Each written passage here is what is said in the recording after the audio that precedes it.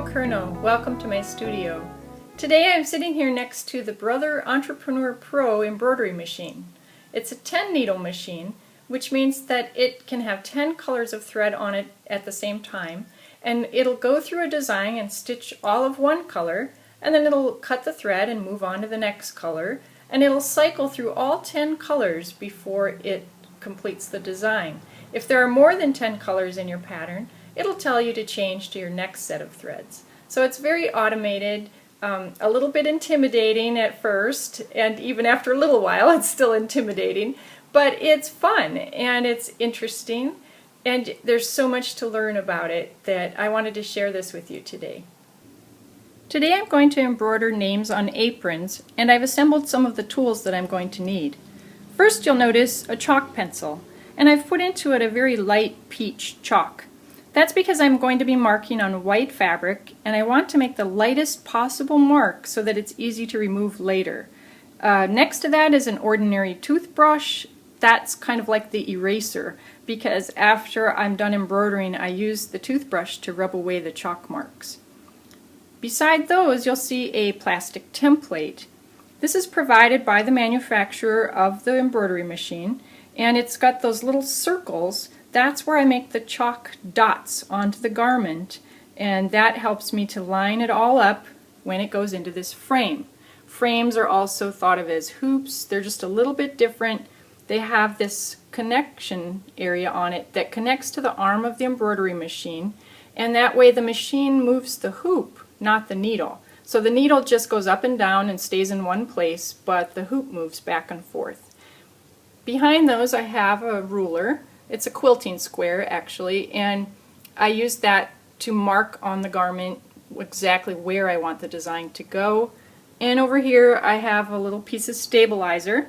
It's just a fibrous piece of material that goes behind the garment and helps to support the embroidery stitches, because the garment itself might not be dense enough to support the weight of all that embroidery, and so this will give it a little bit extra weight behind it and will help to hold the garment, hold the stitches in the garment. Okay, I'm just about ready to mark this apron for embroidery, and I want to show you how, if you look across at the ruler, this apron is just about exactly 10 inches wide at the top. Now I mention this because the very first apron was 10.5 inches, the second apron was 10.25 inches. So even though these are manufactured by the same company and they're basically the same apron, they have measurements that differ by as much as 1/2 inch. This isn't unusual. If you've ever tried on two garments the same size, like a pair of jeans or something, you might have found that one pair was more comfortable than the other pair. This happens because when they're cutting out garments, they stack up maybe like 50 pieces of fabric, and then they have a big electric cutter that cuts through all of them at once.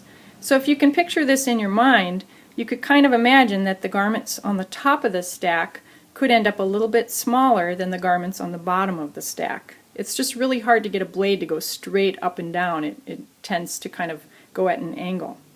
So I always measure each individual item before I'm ready to mark it. Now, how do I know where to put the marks? That's another story. I looked it up on the internet.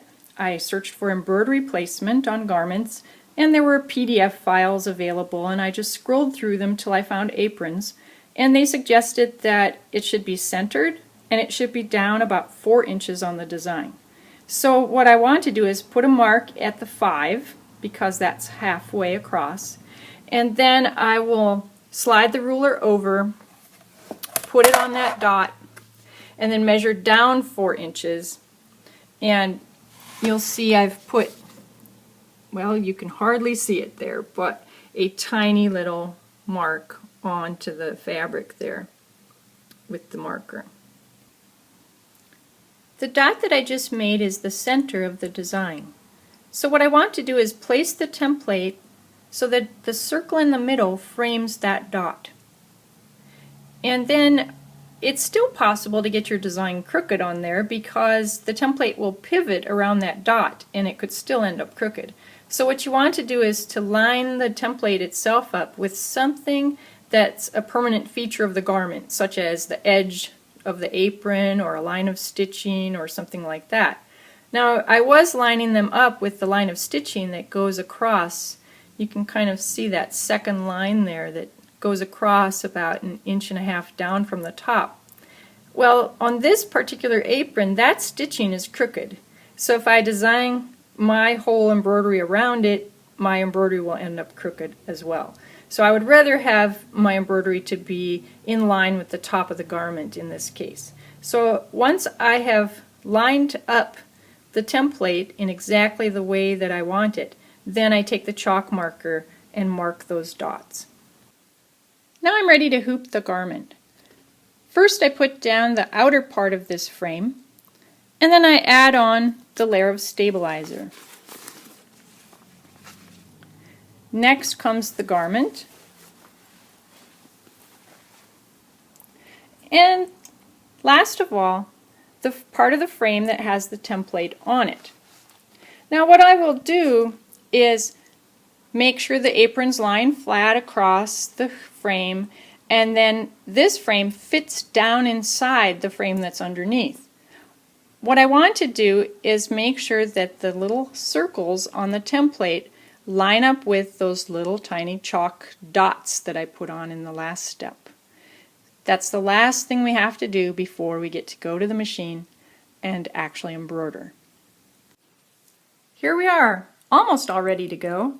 The apron is in the frame is attached to the embroidery machine. All we need is a design.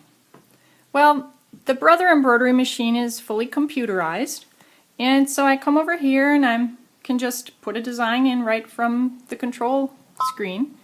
I want to pick an alphabetic design, and I like this pretty font here, and I'm going to make this apron is for Sherry.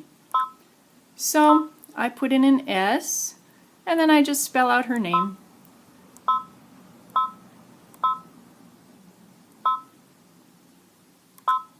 When I'm done, I set the design. I want it a little bit bigger, so I'm going to enlarge it.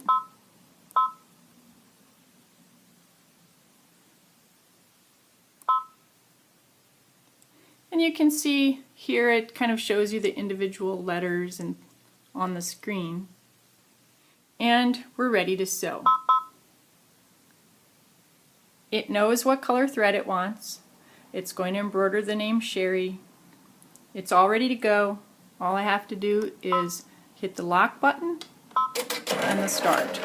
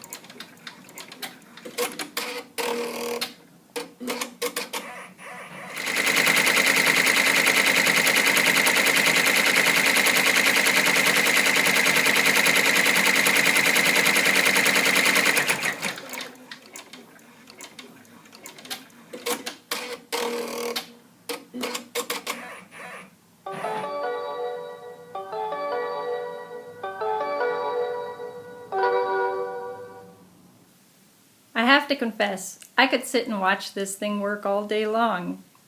Thanks for visiting my studio.